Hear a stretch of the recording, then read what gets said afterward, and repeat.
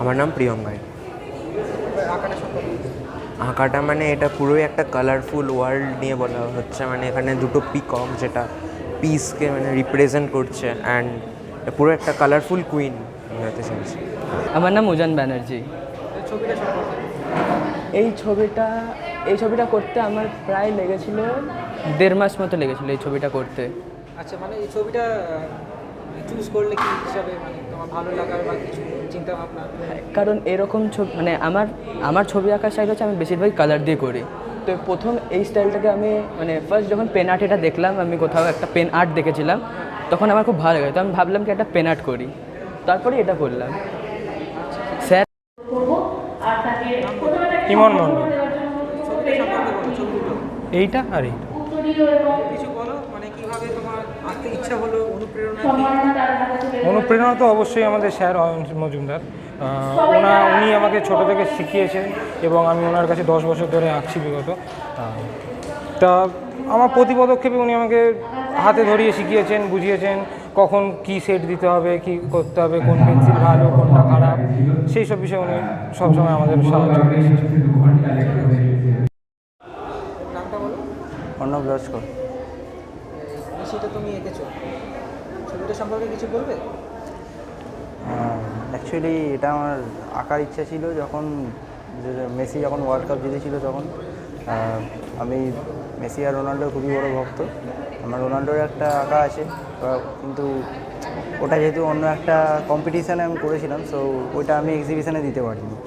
তো আমি এই আঁকাটা এঁকেছি এক্সিবিশানে যাতে দিতে পারি, তাই জন্য। অনেক দিনের স্বপ্ন ছিল যে কোনো একটা ফুটবলের কোনো রকম ছবি আমি এক্সিবিশানে দেব, তো আমি সেই জন্যে মেসির ছবিটা করেছি। আজকে অয়ন ক্যানভাস আয়োজিত অয়ন্স ক্যানভাসের যে আর্ট এক্সিবিশন শিল্পস্বর, তার তৃতীয় দিন আজকে বিশেষত প্রাইজ ডিস্ট্রিবিউশন হয়েছে। তো আমাদের এখানে আজকে বিশিষ্ট অতিথি হিসেবে ছিলেন অভিনেত্রী তিথি বসু, আর ছিলেন বিখ্যাত সাহিত্যিক এবং লেখক। তো তাদের হাত ধরে আমাদের প্রাইজ ডিস্ট্রিবিউশনটা ঘটেছে। যে সমস্ত স্টুডেন্টরা আমাদের এখানে আছে, যে ছাত্রছাত্রীরা আছে, তারা প্রাইজ নিয়েছে। তার সাথে স্যারও বেশ কিছু কথা বলেছেন এখানে। মূলত আমাদের যে ইনস্টিটিউটটা সেটি ছোটদের শেখায়, মানে ছোটদের বলতে 15 বছর আপ টু 15 বছর থেকে 17 বছরের ম্যাক্সিমাম স্টুডেন্ট। তো তাদেরকে নিয়েই আমাদের এই গোটা এক্সিবিশনটা আমরা প্রত্যেক 2 বছর অন্তর করি এক্সিবিশনটা। তো খুবই ভালো লেগেছে।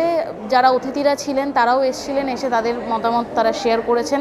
তারাও ভীষণ উদ্বুদ্ধ, তারা ভীষণই তাদের ভালো লেগেছে আর্ট এক্সিবিশন।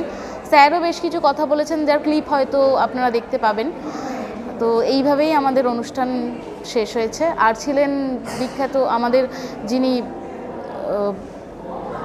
বিপ্লব পাল ছিলেন একজন, অনুরাগ প্রকাশনীর কর্ণধার, তিনিও আমাদের বিশিষ্ট অতিথি হিসেবে ছিলেন। একজন অতিথি এখনও আসেননি, তিনি আসবেন, তিনি এসে উপস্থিত হলে হয়তো তিনিও কিছু বলবেন। তো এইভাবেই আজকে আমাদের অনুষ্ঠান সুন্দরভাবে সম্পন্ন হয়েছে।